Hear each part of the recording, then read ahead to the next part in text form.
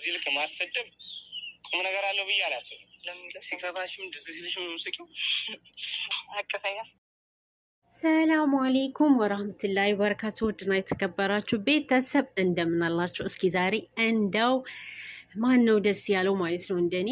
ሰላም ሰላም ክርስቲያን ወገኖች እንዴት ናችሁ? ደህና ናችሁ ሆይ? ሁላችሁም በያላችሁበት እኔ ደህና ነኝ አልሐምዱሊላህ። ዛሬ ደስ ብሎኛል። እንግዲህ ለምን ብትሉኝ ፈኪ መጥታለች ማለት ነው ከኢሳም ጋር። እንግዲህ ፈኪን ስላየኋት በመጀመሪያ ደስ ብሎኛል።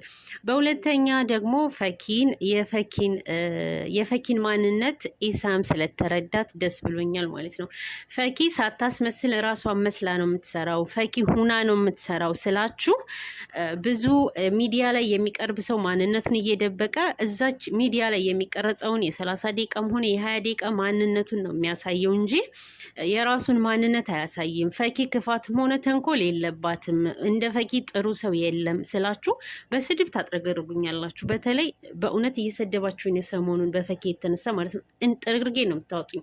አንቺ ደነዝ፣ አንቺ ምናምን፣ አንቺም እንደሷ ነሽ፣ አንቺ ትሉኛላችሁ። በተለይ ሴቶች በጣም ነው የምትሳደቡት። ማሻላ አይ ነገሩ ይሄ ማሻላ ያስብልም ማለት ነው። እና ፈኪ እንግዲህ የፈኪ ማንነት ሁና ነው የምታሳየው። ማስመሰል አታውቅም።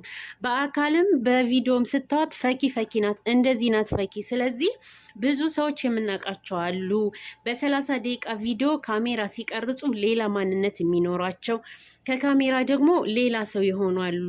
ፈኪን ስለማታውቋት ነው ስላችሁ ብዙ ነገር እየተናገራችሁ ነበር። ብዙ ነገር ትሳደባላችሁ።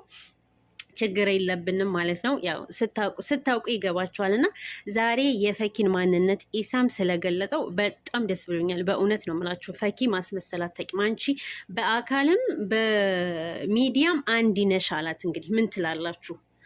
ሰው ተሳስቶ ነው እንጂ መውደድ ያለበት አንቺን ነበር፣ ምክንያቱም ማንነትሽ ነው ሲላት እኔ በጣም ደስ ነው ያለኝ። ለምን ብትሉ ስለተረዳት ማለት ነው። እና እንግዲህ የፈኪ ማንነት በትንሹም ቢሆን እንደዚህ ጨለፍ አድርጎ ስለተናገረው ደስ ብሎኛል ማለት ነው። ደስ ብሎኛል። በሚዲያ በጣም ጥርግርጓን ነው የምታወጣት። እንኳን አይደለም ፈኪን ቀርቶ የፈኪ ደጋፊዎችንን ራሱ በየኮሜንቱ ሲሄድ ራሱ በየቤቱ ሲሄድ ፈኪን የደገፈ ሰው ይሰደባል ማለት ነው። እና በእውነት በጣም ያሳዝናል። ፈኪ ማለት ሚስኪን ልጅ ናት። እንግዲህ ሁና የምታሳይናት ያኔ ማንነቷ ሪል ማንነቷን ነው ቪዲዮ ላይ የምትሰራው ማለት ነው።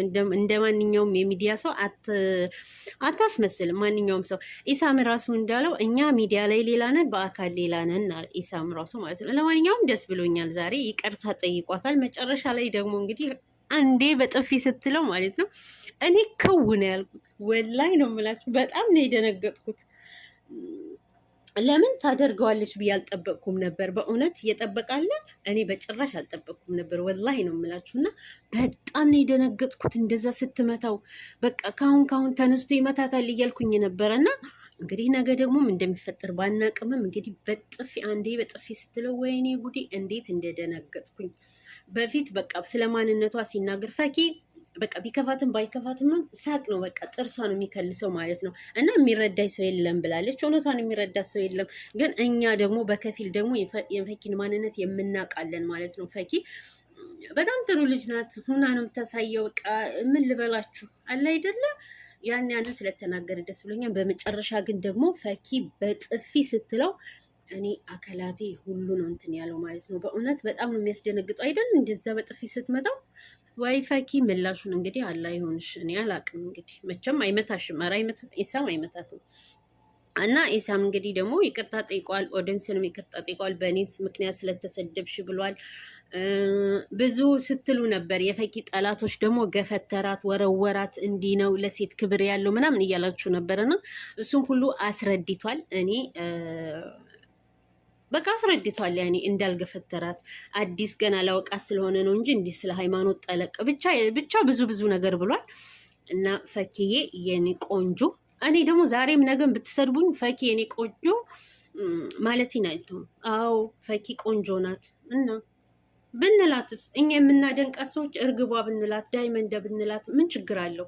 ከእኛ እንትን እያላችሁ እናንተ ሰገጤዎች እናንተ ምናምን የምትሉ ማለት ነው። እቤት እየመጣችሁ ደግሞ አንቺ የሆንሽ ነገር አንቺ ምንድነው የምትሉት ደነዝ እያላችሁ ትጽፋላችሁ። አንቺ ሰገጤ ምናምን እያላችሁ የምትጽፉ ልጆች ሲጀመር ማለት ነው ችግር የለውም ልሁን። በፈኪ የተነሳ ስደቡኝ ምንም አይመስለኝም።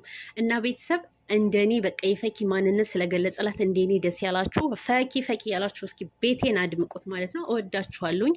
ለቤቴ አዲስ የሆናችሁ ሰብስክራይብ፣ ሼር እያደረጋችሁ የፈኪ ወዳጆች ቤተሰብ ሆኑ ማለት ነው።